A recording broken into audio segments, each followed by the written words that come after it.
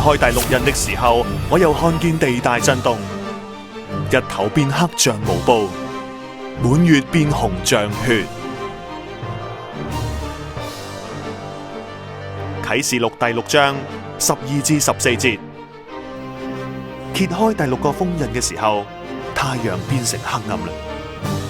啟示錄6章12至13節，揭開第6印的時候，我哋先嚟睇下事件嘅次序啊。第一，將會出現極大嘅地震，超級大地震，可能係日本嘅311地震，可能係海地嘅大地震。呢個係人類歷嚟最大嘅地震，有接近30萬人喪生。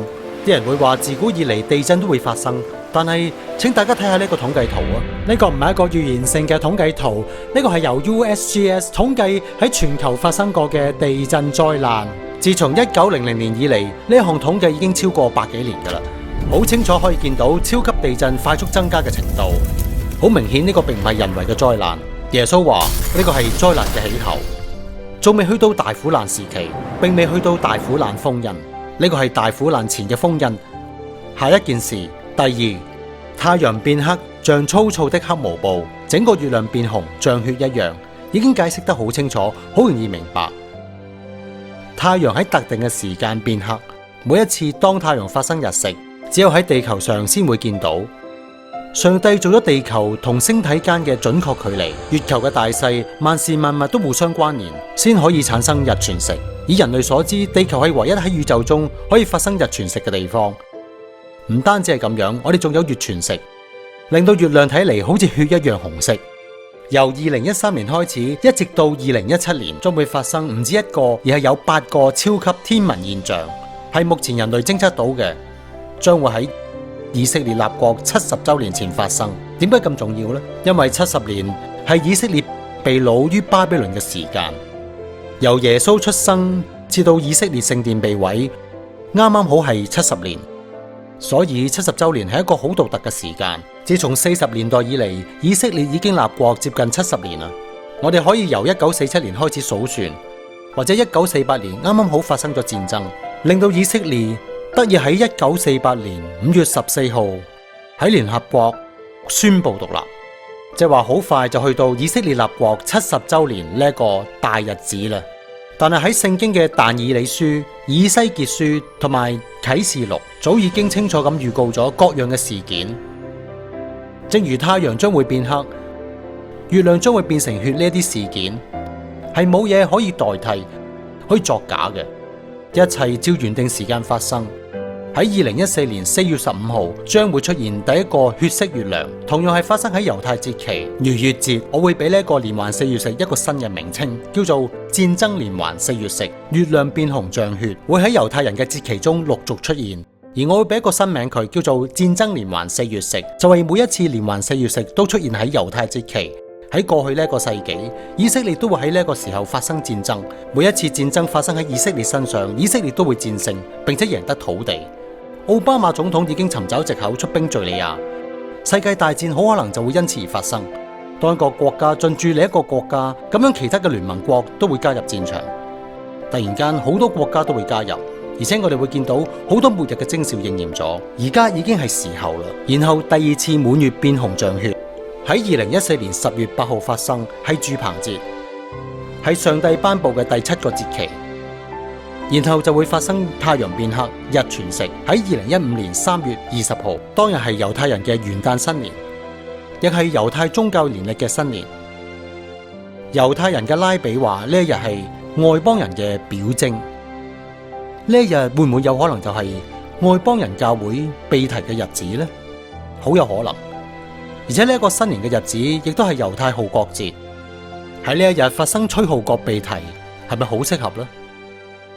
跟住落嚟係2015年4月4號嗰日會係發生另一次滿月變紅像血，第3次月亮變紅會係喺逾越節發生，然後去到2015年9月13號將會發生日偏食，喺猶太曆嘅6月29日，呢個係全年最終嘅日子，然後會開展新嘅一年。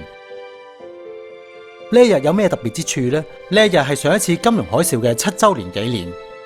再之前嘅7週年就係911恐怖襲擊嘅日子，當年亦都發生咗金融海嘯。如果大家睇下我哋常用嘅西曆嘅話，唔可以肯定會唔會發生金融海嘯。如果仔細咁睇上帝嘅月曆，嗰日係一年最後嘅一日，大家最好都係將所有嘅股票都賣晒，因為嗰日向前數計14年，即係2個7年之前，曾經發生咗911恐怖災難。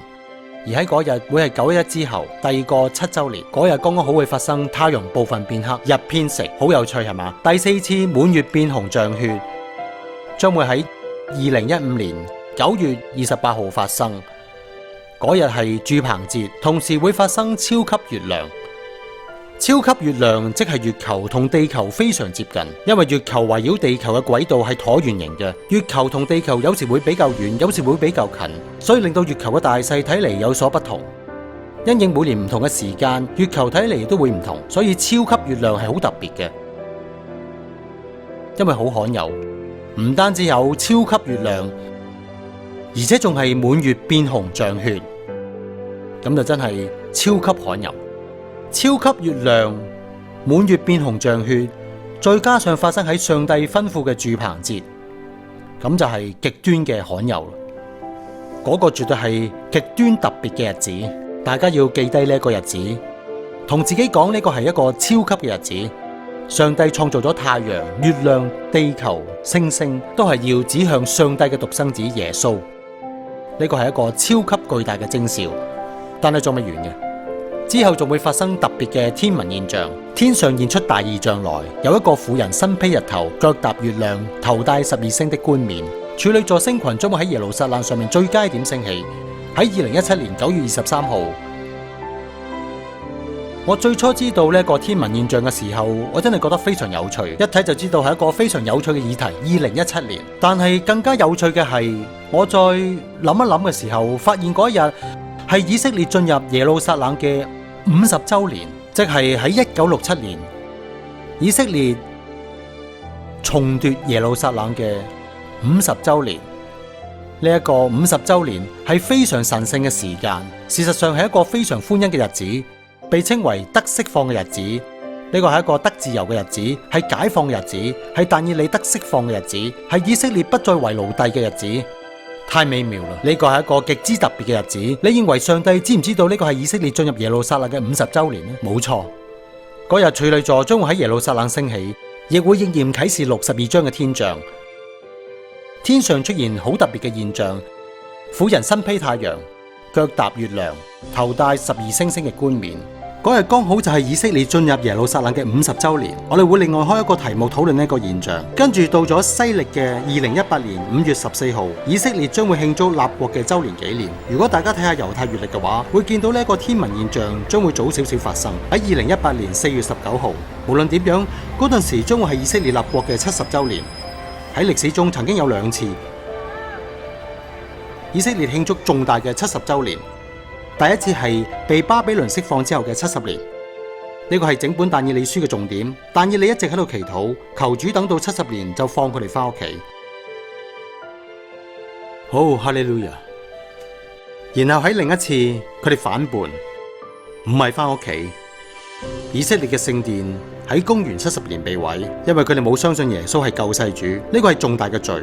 大家可以追溯到呢一段時期，佢哋將耶穌釘死，而且拒絕相信耶穌曾經預言呢一件事，話將來在這裏沒有一塊石頭留在石頭上不被拆毀了。唔係聖殿山，唔係哭牆，嗰啲石頭仍然喺嗰度，而係講緊聖殿。